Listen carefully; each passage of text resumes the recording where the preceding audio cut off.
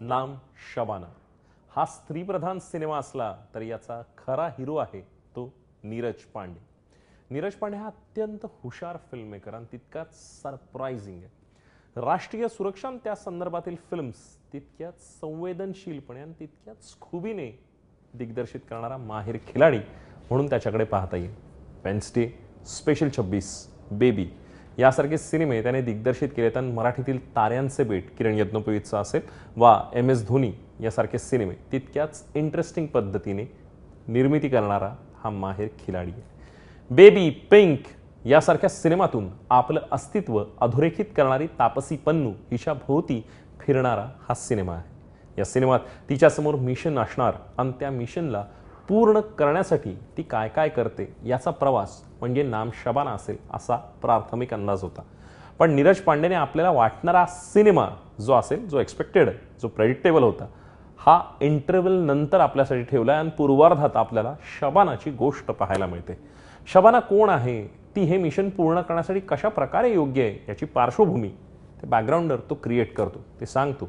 त्याच्या स्टोरी टेलिंगमधली ती एक नजाकत आहे, गंमत आहे. या सिनेमाबद्दलची खासियत म्हणायची झाली तर त्यामध्ये एक महत्त्वपूर्ण गोष्ट आहे आणि ती म्हणजे नीरज पांडे आजपर्यंत आपल्यासमोर जसा आला म्हणजे वास्तवाला भिडणाऱ्या फिल्म्स घेऊन तितक्याच खऱ्याखुऱ्या वाटणाऱ्या, पण यावेळी मात्र तो आपल्याला काहीसा फिल्मी झालेला दिसतो.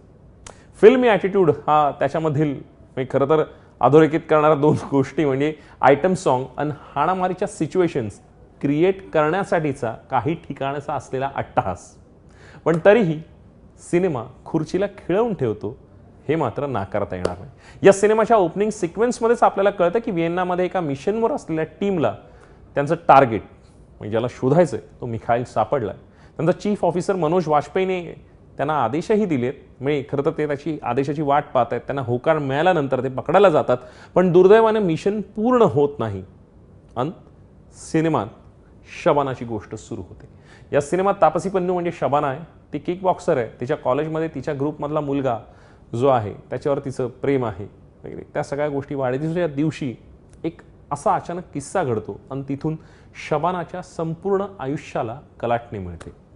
ती राष्ट्रीय सुरक्षा मिशनचा भाग कसा बनते, तिच्यासमोर येणारी नवनवी आव्हानं कोणती आहेत आणि त्याचा सिलसिला काय असणार आहे, म्हणजेच हा अख्खा डोलारा नाम शबाना.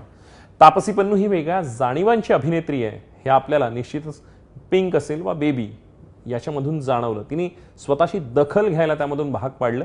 पण या सगळ्यामध्ये ज्यावेळी तिच्या भोवती सिनेमा फिरतो त्यावेळी शबानाची ॲक्शन असेल वा इमोशनल सिक्वेन्सेस ती आपलं लक्ष निश्चित वेधून घेते. अक्षय कुमारची एंट्री फिल्मी आहे, पण त्याचा एकूणच ट्रॅकही तसा फिल्मी वाटतो. पण नीरज पांडेने स्पेशल 26 नंतर त्याचा हा लकी मॅस्कॉट त्याच्या कॅम्पमधला एक महत्त्वाचा घटक करून ठेवला. पण अक्षय त्याची मॅजिक कायम बरकरार ठेवतो. फक्त मलिकला पकडायला जातो त्यावेळी मात्र हातातील पिस्तूल खाली ठेवून हातापायी का करतो हे मात्र आपल्या लक्षात येत नाही आणि काही केलं पटत नाही. किमान नीरज पांडेच्या सिनेमात हे अपेक्षित नाही.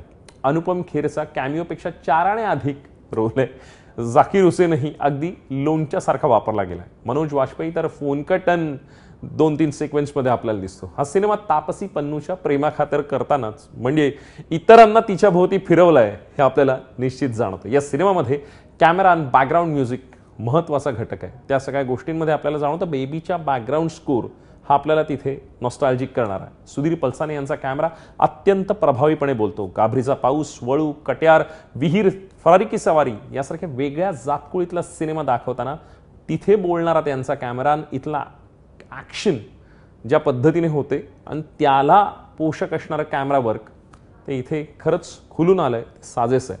अब्बास अली मोगल याची ॲक्शन मात्र काही ठिकाणी वास्तवदर्शी आहे तर काही ठिकाणी फिल्मी होते.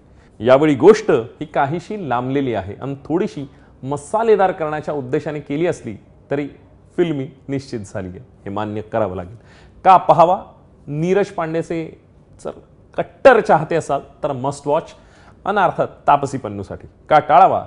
फिल्मीपणान काहीसा लांबलचक झालाय. थोडक्यात काय, नीरज पांडेचा वास्तवदर्शी फिल्मीपणा नाम शबाना या सिनेमाला मी देतोय 3.5 स्टार्स.